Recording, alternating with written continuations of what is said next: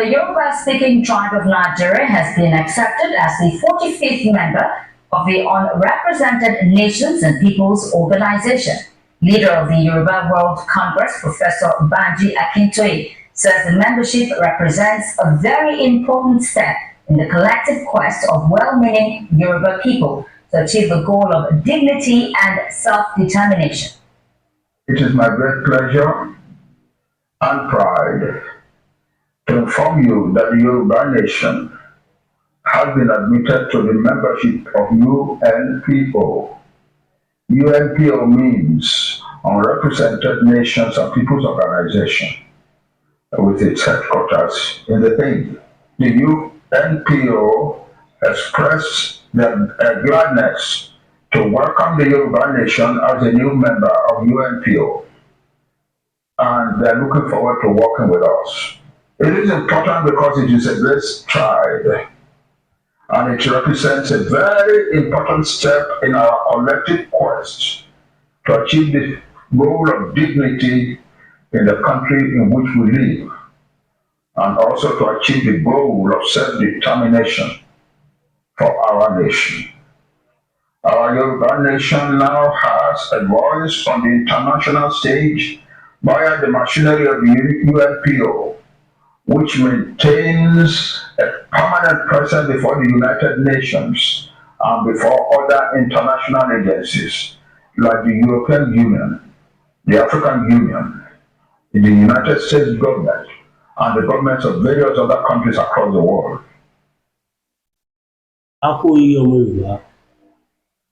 Kábíyèsí Elédùmarè, ǹjẹ́ ti gbọ́? Ṣé mi sọ fún yín? Mo ní ó níbi tá à ń lọ. Mo ní a máa dé bẹ́ẹ̀, eré lẹ pé ni. Ṣó rọrùn kí wá jókòó kí máa fi ojoojúmọ́ ọjọ́ ayé mi máa fi pariwo kọ̀ọ̀kan. Ó jẹ́ kẹ́ mọ̀ pé mo rí green light mi. Now ẹ̀yin tẹ́ ti rò pé bàbá wa Professor Banji Akintoye wọn ò lè kó wa nílẹ̀ lérí. Kí lẹ fẹ́ sọ nípa àkọ́tẹ́ gbọ́ yìí nísìn?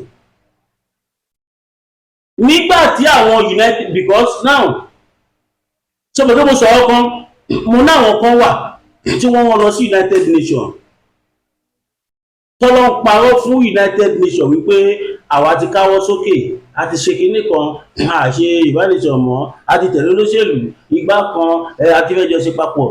Mo lè jáde mo sọ fún yín pé irọ́ tó jìnnà sóòótọ́ ni. Lẹ́yìn tó ṣe èyàn tí wọ́n lé wọn dànù bẹ́ẹ̀ yẹn ní last year.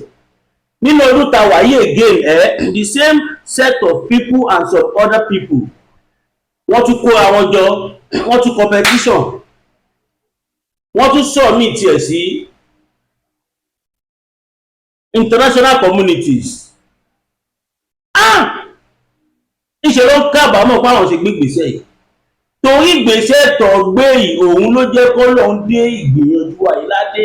Ó lè má yé yín, màá ṣàlàyé ẹ̀ fún yín. Náà wọ́n kọ lẹ́tà lọ. Wọ́n ní a ti jáwọ́, a ti ṣe kinní kan, a ti ṣe gbá, a ti ṣàwo. Àdéhùn òde ìṣàkí máa fọ̀rọ̀ pé ìfẹ́ kí lè dúró bí just a little time. Tó èèyàn mi tẹ́ ní kí má jẹ́ kó máa gùn. Mo bẹ̀ yín nítorí Ọlọ́run, mi take it for granted. Pardon me and forgive me. Gbogbo ẹ tó dẹ̀ òkè decision movement ẹ̀dá ìdìgbà fún ìdí mi. Ọmọ yìí mo jẹ́, ọmọdé òní mẹ́ẹ̀kọ́ jẹ kó má ra lọ́wọ́, ó sì wà nìyẹn. Ẹ má bínú, èèyàn kan ò lè kùsẹ́ tó wà láyé tí ó dìbì tó kù sí. Now ọmọ Yorùbá, the last place tí wọ́n lọ kọ́ tó lọ sí kí wọ́n tó contact UNPO, wọ́n lé wọn dànù bẹ́ẹ̀ ni náà tí wọ́n lọ bá Secretary General United Nations. Tí yẹn tẹ́ bá wọ́n ti dáadáa mo sọ, ìyẹn sọ fún wọn pé àmọ́ yìí náà bàbá wa emeritus merited intelligent distinguished reliable loyal honest integrity royal Professor Banji Akintoye àti bàbá wa Dr. Chief Commander General Field Marshal Generalissimo Olóyè Sunday Adéníyì Adéyẹmọ Ìgbòho Òòṣà. Wọ́n ní kó wò ó, wọ́n wá play àwọn fídíò kan tí fídíò mi jẹ́ kan náà àwọn fídíò yẹn pé kó wò ó. Àwa ọ̀dọ́ àti gbogbo Yorùbá Nation movement àti jẹ́ kí gbogbo àgbáyé mọ̀ wípé bàbá wa Professor Banji Akíntóyè àti Chief Sunday Igboho nìkan ni olórí ta recognize, àwọn náà dẹ̀ làwọn mọ̀.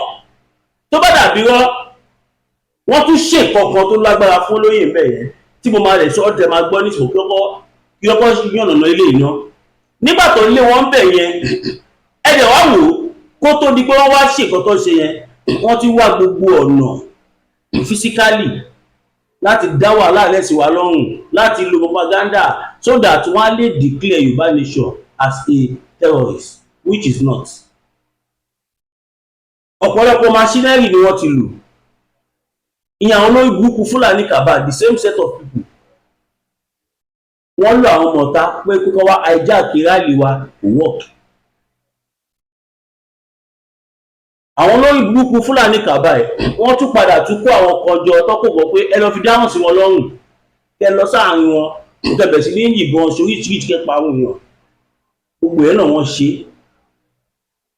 Tábà wọ́n ti kọ̀ọ̀kan nígbà tí Buratai olórí burúkú yẹn nígbà tó wà ní service ó mà ṣe o, ó mà ṣe o, ó mà ṣe o. Ṣé bàbá òun náà gbé propaganda yìí dìde tó ní election tó fẹ́ ṣe yìí àwọn pé wọ́n receive intelligence.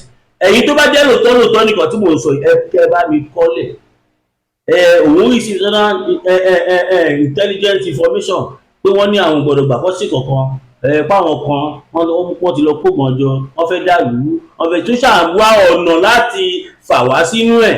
Àwa dẹ̀ ṣe gbogbo lọ́rọ̀ kan ṣá, gbogbo ọ̀nà tí wọ́n gbà ó já sí pàbó. Nísìnyí wọ́n tún ti contact ọ́fíìsì UNPO làwọn yẹn ṣe re-announce wípé ẹ bọ́lẹ̀ ń bẹ̀, àwọn mọ̀ àwọn tí ó wá, àwọn mọ̀ àwọn tó lead àwọn people yìí. Òun lẹ fi rí tó fi dárúkọ bàbá wa Professor Banji Akíntóyè. Ẹ máa rí pé ìtọ́kọ̀ sọ́ngbà yẹn wọn ò dárúkọ bàbá Banji Akíntóyè, wọn ò dárúkọ olóyè. Ibẹ̀ ni mo ti wá rí pé fídíò yìí ó jẹ́ ẹ̀yìn o. Ṣé ó gbáyé báyìí tí gbọ́ kankan kílẹ̀ tí wàá gbọ́, mo mà sì ń jẹ mọ́sà ìlétí etí mà ní. Ọmọ Yorùbá, mo sọ fún yín pé ẹ jẹ́ ká lọ fọkàn balẹ̀. Mo sọ fún yín, mo ní bàbá wa emeritus merited intelligent professor àtijọ́ UNPO kó lórí burúkú ọmọ olòṣì olóṣó tó pè ẹ̀ níyàwó Abíọ́lá kó tó di pé wá sáàrin wa látijọ́ UNPO. Kí ni ìtumọ̀ UNPO? UNPO ìtumọ̀ ẹ̀ lélẹ̀. So ìtumọ̀ ẹ̀ ní Unrepresented Nations and People Organization. Àwọn èèyàn tó jẹ́ wípé wọn ì tí ní olórí tó fẹ́ dá dúró. Lóòótọ́ mo mọ̀ púpọ̀ nídìí pé mo ń break it down pé gbogbo ẹ̀yin bàbá wa lẹ́mọ̀ túbẹ̀ torí ọ̀pọ̀lọpọ̀ 99% ìyá àti bàbá wa Ọlọ́run fún yín lọ́gbọ́n ó fún yín ní ìmọ̀. Ẹ máa gbọ́ o, this UNPO ìyẹn ní gbogbo àgbáyé fi mọ̀ wípé we are peaceful people. Ọmọ Yorùbá ẹ jẹ́ ṣe gbòòsà mẹ́sàn-án fún bàbá wa Professor Banji Akíntóyè.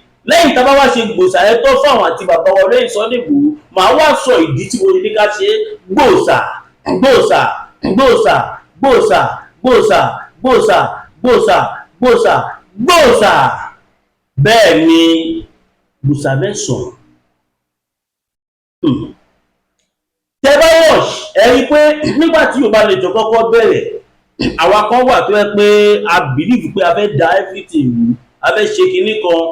Ẹ mọ̀ frustration tó wà lára wa, ọ̀nà táwa fẹ́ lò nígbà yẹn tó bá jọ́nà yẹn la lò ní mi lè parọ́ fún yín, wọ́n á ti declare gbogbo wa as àdàlú. Ṣùgbọ́n nítorí pé Ọlọ́run fún wa ní bàbá kan, a ní bàbá kan bàbá ara tó mọ ìyè ọmọ, a ní bàbá kan bàbá ara tó mọ ìyè ọmọ. Akíntóyè bàbá wa bàbá ara tó mọ ìyè ọmọ, Akíntóyè bàbá wa bàbá ara tó mọ ìyè ọmọ. Olóyè Ìgbòho bàbá wa bàbá ara tó mọ ìyè ọmọ. Olóyè Ìgbòho bàbá wa bàbá ara tó mọ ìyè ọmọ. Olóyè Ìgbòho bàbá wa bàbá ara tó mọ ìyè ọmọ. Kábíyèsí Elédùmarè, àwa ò mọ̀ pé bàbá wa wọ́n ti jọ irú international community yìí tó lágbára báyìí. àwọn community tí wọ́n join yìí ó wà nù kan tí gbogbo àgbáyé ṣe ń rí wípé kì í ṣe jàǹdùkú ẹja tún ṣe gbòòsà kan fún bàbá wa gbòòsà ń tọ́ máa ń sọ nìyẹn wípé ọ̀tọ̀ ni kéèyàn kàwé ọ̀tọ̀ ni kí ìwé kó ka èèyàn lè kàwé kí ìwé má kà á. You can be educated and you will still be an illiterate, and you might not be educated and you will be literate. It has to do with knowledge. Àwọn bàbá tó lọ fún wa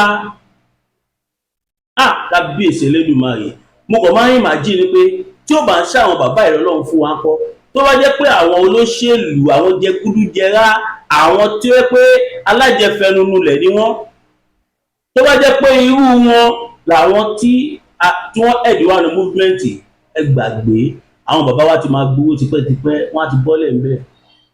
Ṣùgbọ́n àwọn bàbá tọ́lọ́run fún wa, àwọn bàbá tọ́lọ́run fẹ́ kọ́ kó adílẹ̀ lérí ni gbogbo dẹ̀ ṣe ń jẹ́ tọ́lọ́run, wọ́n máa kó adílẹ̀ lérí. Nǹkan bẹ́tà mo mú wa o, ìfẹ́ kó kùn ẹ̀rí mo ṣe kúkú mi jẹ́ kó disturb yín.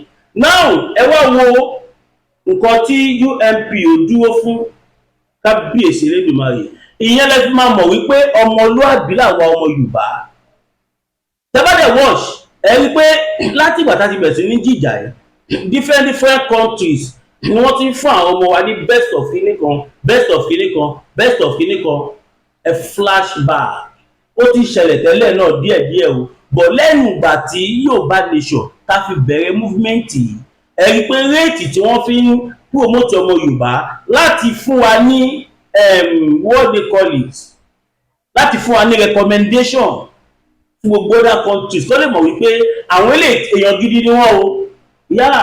Ẹ wò náà bóyá last year or early this year ọmọ bàbá wa Olóyè Sunday Igboho she become a distinction graduate.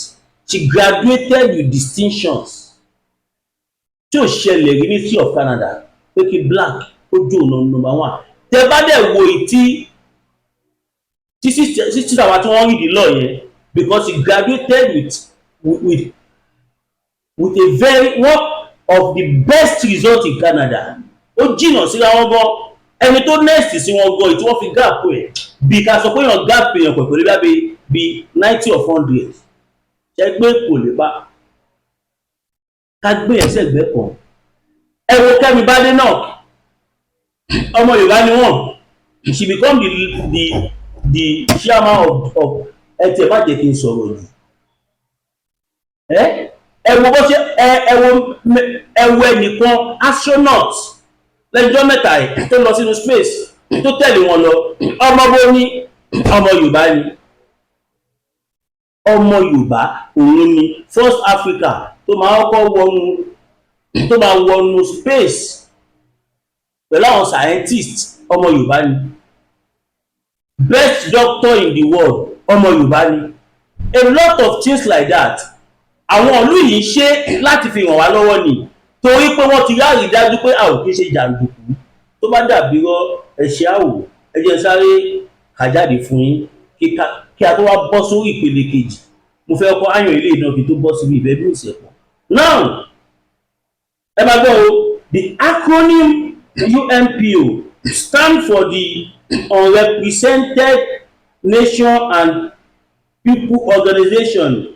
It is an international non-violent, it is an international non-violent and democratic membership or organization that advocates for the right and self-determination of nation and people not represented in major international body like the United Nations. Ṣé mọ̀ pé àìtí dé stage tá a máa náà wọ́n rìn lọ sí United Nations nígbà tá a bá ní country ìgbà yẹn la lè join United Nations, torí pé kí ni ìlú tó bá ti dúró ló máa ń wọ́n lọ sí United Nations. Ìlú tí ò bá ti dúró tí wọ́n sì struggle, tí mi bá ṣe mistake o ẹ jọ̀ọ́, nobody is an island of knowledge. Tí nǹkan tí mò ń sọ tí ò bá rí bẹ́ẹ̀ ẹ jẹ́ kí n wà ní comment section. Tó bá dẹ̀ rí bẹ́ẹ̀ ẹ sọ pé carry on must be ọmọ wa ni ẹ dẹ̀ máa bá mi kọ sí comment section láti bẹ̀rẹ̀ fídíò yìí wípé gbogbo nǹkan tí mò ń sọ òótọ́ ni, gbogbo nǹkan tí mò ń sọ bá ṣe fẹ́ nìyẹn, gbogbo nǹkan tí mò ń sọ gbogbo ọmọ Yorùbá ló ń sọ. Ẹ jẹ́ káwọn international communities kí wọ́n mọ̀ wípé òmìnira ilẹ̀ Yorùbá ni gbogbo wa fẹ́. Now ẹ jẹ́ n bọ́ sí ìpele kejì. Kí n tó bọ́ sí ìpele kejì, ẹ kà sáré díẹ̀ ká ìpolówó ọjà. Ohun yìí. Bítàtì ẹkùn tí ń wọ̀ dáadáa pẹ̀lú àwọn kíndìnrín tó ní stone nínú ìyẹn kidney stone yóò mẹ́tì ẹ̀fẹ́ sì yádàánù nínú àgọ́ ara yìí. Òun kan náà ló ṣiṣẹ́ fún liver ìyẹn àìsàn jẹ̀dọ̀jẹ̀dọ̀, a sì tún máa ṣiṣẹ́ fún àti ìyẹn ìṣòro ilẹ̀ ní sókè sódò dáadáa. Láàlá bítàtì ló tún ṣiṣẹ́ fún ìfúnpá gíga ìyẹn high blood pressure. Bákan náà gbogbo ẹ̀mí tẹ́ ẹ bá ní ìṣòro ìṣètọ̀ tí a mọ̀ sí prostate cancer, gbogbo àwọn àìsàn tá a là kalẹ̀ ní pátápátá òun ni láàlá bítàtì yóò gbà wọ̀ dáadáa. Ìṣòro ara yóò kọ́ láàlá bítàtì òun ni kẹ́ ẹ gbéra láti wá egbòogi láàlá bítàtì rà, àbí tẹ́ ẹ bá fẹ́ mọ ibi tí wọ́n tẹ̀kú sí ẹ mẹ́sẹ̀jì wọn lórí àwọn WhatsApp numbers yìí +44742452717 tàbí àwọn Nàìjíríà numbers yìí 08033191355 tàbí 08026265000. Kò bá rárí ẹ̀rí inú ẹ̀jẹ̀ tí kẹjẹgbọ̀n lọ́wọ́ láàlá bítàtì gbẹ̀rura orí àtọ̀ ọbẹ̀. Ẹ káàbọ̀ padà ènìyàn wa. Láàlá bítàtì ó jẹ́ iléeṣẹ́ tó ṣe gbòógì. Ìwọ tí ọmọkùnrin yẹn bá kéré tó fẹ́ kó tóbi bó ṣe wù ẹ́ without any side effect tó yẹ kó dẹ̀ máa wà even more active ìgbà tí kò ti ṣẹlẹ̀ bẹ́ẹ̀ lọ. Ẹ pè bàbá Máyégún with natural herbs, kò ní chemical, kò ní kankan, even it is naturally preserved. Yeah, mo wà surprise nígbà tí mo rí ọmọ Yorùbá tàbí ìwọ tó bá lè kanlẹ̀ gbọ̀ngbọ̀ngbọ̀n, ìwọ tó fẹ́ àdúndùn, ìwọ tó yẹ pé ó fẹ́ máa kọlù ìyá wa báyìí kí ìyá wa kẹ́sà máa yí ìyá wa lórí. Bẹ́ẹ̀ ni ẹ pè láàlá bítàtì. Kò wá sí yẹn nìkan o, ẹni tó bá ní kidney problem, tó ní liver problem, prostate cancer, arthritis, asthma, ulcer, whatsoever cancer, ẹ ṣáà pè bàbá láàlá bítàtì, mo lè fọwọ́ wọn sọ̀yà. Now come back to our issue. Ọmọ Yorùbá kábíyèsí Elédùmarè, ẹja lọ dira ẹja lọ dira. Eléyìí tí mo fẹ́ sọ yìí ó lágbára gan, mo máa sọ kódà ẹ lè má ti gbọ́ lẹ́nu ìwé ohun tí mo sọ yìí gan, tí mo sọ kọjá yìí náà ti UNPO mo mọ̀ play voice yẹn ni, torí tí mi bá play voice yẹn ọ̀pọ̀lọpọ̀ àwọn èèyàn tún máa sọ pé irọ́ ni mò ń pa. Torí mo ṣe play evidence láti bẹ̀rẹ̀ fídíò. Now kó tó di pé a máa bọ́ sí ìpele kejì, ẹ má gbàgbé ọmọ yín Imasby TV o. Mo sọ fún yín pé gbogbo yín náà ni ẹni iṣẹ́ tẹ máa ṣe fún Imasby, ẹ ká jọ sowọ́pọ̀ so that ọwọ́ lè mọ̀.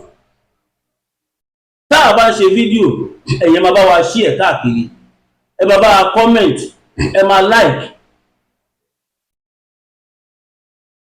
ẹ ṣèrànlọ́wọ́ yẹn fún wa. Ẹ máa kọ síbẹ̀ tẹ́bà tí ẹ̀mọ́ tẹ́fẹ́ kọ, ẹ máa kọ ìbùkún ni fún orílẹ̀-èdè mi ilẹ̀ Yorùbá.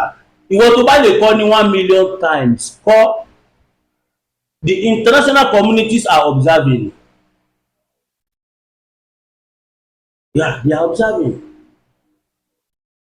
And àwọn bàbá wa kọ́ pè mí lánàá, wọ́n ní ẹ máa rí pé fídíò tó ṣe nǹkan kan ẹ jọ gbogbo ẹ̀ tó ń tí mo ti lè ṣe willingly unwillingly, mo mọ̀ọ́mọ̀ mi ò mọ̀ọ́mọ̀, ẹ dáríjì mi. Torí pé ó mà ṣe o, gbogbo ọ̀rọ̀ ò ṣe sọ. Gbogbo mọ̀ pé nígbà tá a bá gbalẹ̀ Yorùbá tán, a lot of people will understand me, they will even credit me. Ti dẹ́ẹ̀ ó mà ṣe. Ẹ káàbọ̀ padà yìnyín wa. Now ẹ ká sáré dé ìpele kejì, ìgbọ̀ká tó débẹ̀ ẹ ká sáré dé ọ̀rọ̀ Màmá Máyégún ká lè sílẹ̀ fi tí wọ́n sàn fọ̀ ọ́ kó máa pé bí àtún máa sọ̀rọ̀ lọ ìyá tó lọ tọrọ ẹ̀. fojú komi ní dákẹ́ ariwo wá sí. Olùsàdé ní pẹ̀lú abáwọ́ tọ̀lẹ̀tọ̀lẹ̀ lọ́jọ́ tí iná bá fojú komi ní dákẹ́ ariwo wá sí. Sẹ́lẹ̀ ògbọ́dọ̀ tẹ̀lẹ̀ bí ògùnkùn. Ó bá rìn bí ògùnkùn sí sẹ́lẹ̀sẹ̀ ló sẹ̀. Ẹ̀yọ̀ ìkọlà lólórí ẹ̀yọ̀. Olóyè Máyégún Aníkúlákówọ̀ ní dìgẹ̀dìgẹ̀ bí ẹ̀kọ́. Akọrabata òkúta bàbá aláwo tó dífá bí ẹni wẹ̀jú. Gbogbo ayé bá gbóná lálálá bí iná àjẹ. Táwọn ìyàmẹ́ bá mi ayé ọmọ ènìyàn jìbìjìbì tètè máa bọ̀ wá sọ́dọ̀ ọmọ oníṣẹ́ olúfẹ̀. Olóyè Máyégún Aníkúlákó oṣù òró oṣù màlúù lórí ọ̀kẹ́ ojú owó fún àkókò rere ní ti ẹ̀mí ìgbà ọmọ bí lọ́mọ aráyé fi dì ọ́ ogun gbèsè láyé fi kẹ́ ìwọ ní tàbí àmì ìkórìíra ní bẹ lára rẹ̀ àìsàn ọjọ́ pípẹ́ ogun ìdílé àti bẹ́ẹ̀ bẹ́ẹ̀ lọ tètè gbéra lẹ́kọ̀ọ́ òdìdé kò sí olóyè Máyégún Aníkúlákó gbogbo ara kìkì yóò abániyẹ̀ràwọ̀ ẹni wò agbólórí bẹ̀rí fún ẹ̀kúnrẹ́rẹ́ àlàyé tàbí àyẹ̀wò nípa ogun tó ń da ayé rẹ̀ pè sórí nọ́mbà yìí 08023940939 08023940939 ìjì kìí jà kó gbé odó lọ ìjì kìí jà kó gbé ọlọ lọ a kì í kóró olóńgbò ní ògún ìwọ náà rẹ yóò tá rẹ lóko ọlọlọ. Ẹ káàbọ̀ padà yìí nìyẹn wa nọ́mbà bàbá Máyégún lẹ ti rí ẹ̀ ìwọ tó bá fẹ́ dira o fẹ́ tẹ̀fá o fẹ́ fi dẹ̀gbẹ́ múlẹ̀ o fẹ́ ṣe anything spiritualities and they deliver all over the world. Ìwọ tó fẹ́ gbàwé ìgbélu ìwọ tọ́pọ̀ ògbórí dúró tíyàwó ògbórí dúró tó ṣe gbá tó ṣàwo ẹ fẹ́ tẹ̀fá ẹ fẹ́ fi dẹ̀gbẹ́ múlẹ̀ ẹ fẹ́ rúbọ àwọn àgbà ẹ fẹ́ ṣètùtù oògùn ìtajà àwọn ọ̀rọ̀ àfà lóríṣiríṣi bẹ́ẹ̀ ṣá ẹ pè wọ́n náà ibi tá à ń lọ lílé ọmọ Yorùbá ó tún ti dójú ẹ o tí bá nínú ń jó lórí omi ẹni lọ kéwú ẹwà o ẹ má ní irọ́ ni máa fi ń pa o ẹ kò jẹ́ kémi fi kíní ìwọ̀n yìí kẹ́ lè mọ̀ pé òótọ́ lọ̀rọ̀ tí máa fi sọ ìgbò ní bá wọn dúró síbi tí wọ́n ti sọ̀rọ̀ tó lẹ́sẹ̀ lẹ́ láéláé.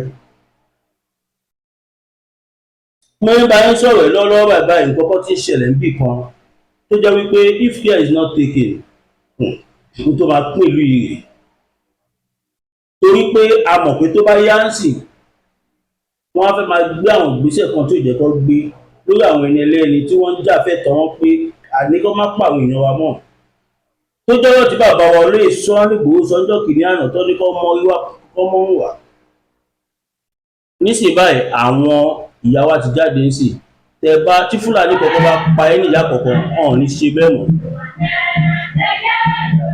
Mo fẹ́ sọ pé thousands of people gbogbo the whole of Benue wọ́n ti protest lórí highway wọn báyìí it's happening right now. Tó bá dàbí lọ ẹ pé àwọn tó wà ní Benue èmi ló ṣẹlẹ̀ ṣé ìyá ti rí ẹ ti rí àwọn tí wọ́n ti pa ẹbí wọn wọ́n ti pa ọ̀rẹ́ wọn wọ́n ti pa ìyàwó wọn wọ́n ti pa ọkọ wọn ẹ̀yin kóbìnrin ló pọ̀ jù bẹ́ẹ̀. Gẹ́gẹ́ bí nǹkan tí mo sọ fún yín gbà ẹ̀ mo ní àwọn ọkùnrin lọ́nà máa parí sí pẹ̀lú mọ́ tí máa dé bá sọ kọ̀ǹfàmù ni bẹ́ẹ̀ mo sọ fún yín iye òkè yín ra ẹ̀ lọ́bẹ̀. Ẹ máa rọ̀kọ́ jó ni o inú ìbànújẹ́ ayérayé ni wọ́n wà ẹkún lọ fi ń kọrin ìṣe.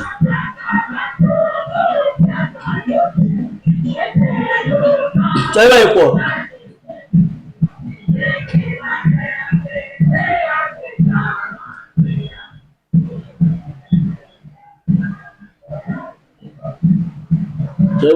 ṣẹ́gbọ́n kú ọ̀tẹ̀ tí pọ̀ tó rárá náà ọmọ Yorùbá ẹ dá lọ múra ogun bọ̀ ẹ má jẹ́ kẹ́ni kọ̀ọ̀kan tán wá ẹ jọ ẹ má jẹ́ kẹ́ni bọ̀dì tán wá ẹ má dira Ọlọ́run ló ń ṣe láti jọ yìí ṣé wọ́n ló ń ṣọ́ra ẹni àbòṣe kìíní kan láti jọ yìí my brother tó yí pé ò mọ̀ tẹ́lẹ̀ ló ṣe rí bẹ́ẹ̀ nísìnyí tó dẹ̀ ti mọ̀ nísìnyí tó bá jẹ́ kó pa ẹ́ bí áyán you will regret it for life. Ẹ̀yin náà wò àwọn èèyàn tí wọ́n sùn lé wọn kọ́ dẹ́ jì kọ́ bára wọn lọ sàárè.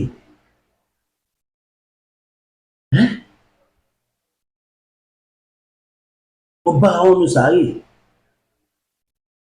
Mo sọ fún yín pé àwọn olórí burúkú Fúlàní ẹ̀mẹ̀ wọ́n mọ tó ń ṣe ẹ wo méjì tí wọ́n organize yìí àwọn ẹ̀mí àwọn nìkan ló wà ń bẹ̀ ẹ wò mo sọ wípé meeting after meeting máa ń lọ ẹni rọ́mù pa gbogbo wọn tó wà bẹ́ẹ̀ ẹ̀mí àní gbogbo ọdọ́ta mo mọ̀ yọ voice ẹ̀ kúrò ní o torí copyright ṣe rí bẹ́ẹ̀. Credit to the owner ṣe rí bẹ́ẹ̀. Gbogbo ọlọ́mọ tó ń ṣe ọmọ tó ń ṣe ẹwọ ọmọ Yorùbá ní jù báyìí lọ kó má gùn jù torí èmi gan tó bá ti gùn jù bẹ́ẹ̀ yẹn dátà tó máa ń jẹ lára mi ó lé ní 10,000 naira wọ Nàìjíríà. Tẹ́lẹ̀tẹ́lẹ̀ mo máa ń ṣe fídíò mẹ́ta méjì ìgbà tó yá ẹyọkan là ń ṣe é sí ẹyọkan tá à ń ṣe é sí tipátipá tó ní torí pé kí ni kò sí ìrànlọ́ kò sí support on anywhere. Bí omi blame àwọn tí wọ́n fún wa kan o nǹkan méjì ló fà á. One, àwọn èèyàn kan ti balẹ̀ jẹ́ àti àwọn ọ̀rọ̀ táwọn kan tó pa mọ́ mi. Bọ̀ mo mọ̀ pé láìpẹ́ láì jìnnà ọmọ lè máa rákòrò tó bá yá ọmọ rìn. Yà ilẹ̀ ìgbà máa dúró. Káàkiri sọ pé ó ti dúró tán ni. Ṣèbẹ́ yìí náà rí UNPO. Mo kà túmọ̀ ẹ̀ fún yín náà. Àwọn orílẹ̀-èdè tí wọ́n ì tí lẹ́ni tó represent wọn. Ẹ dẹ̀ má gbàgbé mo sọ fún yín mo ní ẹ̀ẹ̀mejì ọ̀tọ̀ọ̀tọ̀ lọ ti fáwọn bàbá wa ní appointment tó kọ́ wá síbi sí UN láti wá sọ tẹnu allegedly ìsọ bẹ́ẹ̀. Níbi tó ń respect àwọn bàbá yìí dé níbi tí wọ́n respect àwọn bàbá wa dé wọ́n ṣèyàn jákujàku. Kí lèèyàn ní láyé tí bàbá mi olóyè sọ nígbòho ni ẹ dárúkọ ọ̀pọ̀ ẹyọkan yẹn ẹ dárúkọ ọ̀kọ̀ọ̀kan téèyàn ní tó ní tẹ́lọ́rùn èèyàn ní tó lè sọ nígbòho rẹ̀ kò sí. Kí lójú èèyàn rí láyé tó ju wọn ìtìrì. Àwọn òtún kì í ṣàtàpátá àtẹ̀wọ̀ fọ̀dìdé làwọn ẹ wá ní ká fi wọ́n lẹ̀ kò pọ́síbù. Ẹni bá máa mú gbòho á mú gbogbo àwa ọmọ Yorùbá yìí bẹ́ẹ̀ ni torí pé kí ni this man stood for us. Ẹ jẹ́ bẹ̀rẹ̀ sí ni máa kọ freedom for Sunday Igboho sí comment section. Freedom for Sunday Igboho yẹn ẹnì kọ̀ọ̀kan sì lè kọ́ ní 100 times. Táwọn àjọ àgbáyé ní comment section yẹn kọ́ fọ́. Káwọ́ pé hey these people are you joking? Amẹ́ríkà ò kì í dá sọ́rọ̀ tí ìwà ti di wàhálà tí ò tí ì gbogbo. Tẹ́ bá ní problem ń lu yín Amẹ́ríkà ò ní dá sí. Àwọn international communities wọn ò ní wá dá sí. Ṣùgbọ́n tí kankan bá ti jọ́gbọ́n yóò ná wọlé. Àwa ò sọ pé a fẹ́ jàbí anything. A lè ṣe tá a bá fẹ́ ṣe tipẹ́tipẹ́ tá a bá fẹ́ ṣe a lè ṣe bọ́ a ṣe torí kò bófin mu kò dẹ̀ bá òfin self determination gan mu. Self determination is a peaceful movement. Freedom for campaign for freedom, rally for freedom is self determination. Because we are all entitled to our opinion. We the indigenous people of Yoruba land. We are ready to pull out of that contraption. God bless you all. Once again, my name is William Oluwatosin Ogunbiyi, aka Mass Burial for the Bad Leaders, aka Mass Gloria for the Good Leaders, aka Alogun Maseta. Ojú àgbo àpọ̀ ní gbọ́dọ̀